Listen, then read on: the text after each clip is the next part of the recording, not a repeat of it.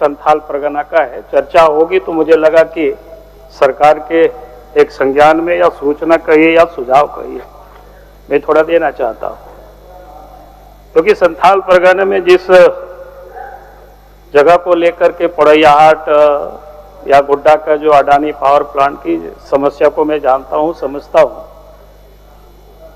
और पूरे संथाल परगना में कमोवेश जो स्थिति बनी हुई है, तो सरकार ने पिछले दिनों एसपीटी एक्ट की समीक्षा के लिए एक आयुक्त की अध्यक्षता में एक कमेटी बनाई। अच्छी बात है, हम उसकी स्वागत करते हैं। उस कमेटी में 6 यानी सभी जिला के उप समाहर्ता को उसमें से सम्मिलित किया गया है, ये भी अच्छी बात है।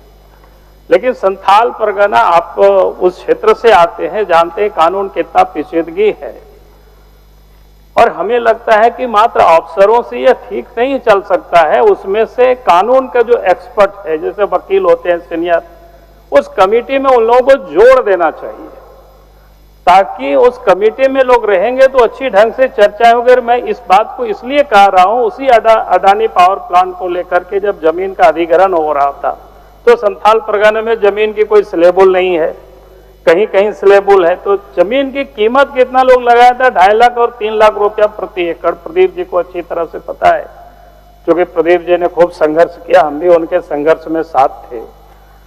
और उसके बाद हम लोग संघर्ष किए तो एक तो जमीन की परिधि कम हुआ, और फिर रकबा कम कराया गया, और फिर कीमत भी, जहां 3 लाख रुपया से लेकर के 12 लाख रुपया आंदोलन के परिणाम स्वरूप हुआ था उस समय। मैं इसलिए इस बात का यहाँ उल्लेख कर रहा हूं कि सरकार ने अच्छी सोच से ही किया होगा, आयुक्त के अध्यक्षता में कमेटी, लेकिन आयुक्त और उप समाहर्ता मात्र से वहां के लोगों की भावनाओं को समझ पाएंगे, ये मुझे नहीं लगता है।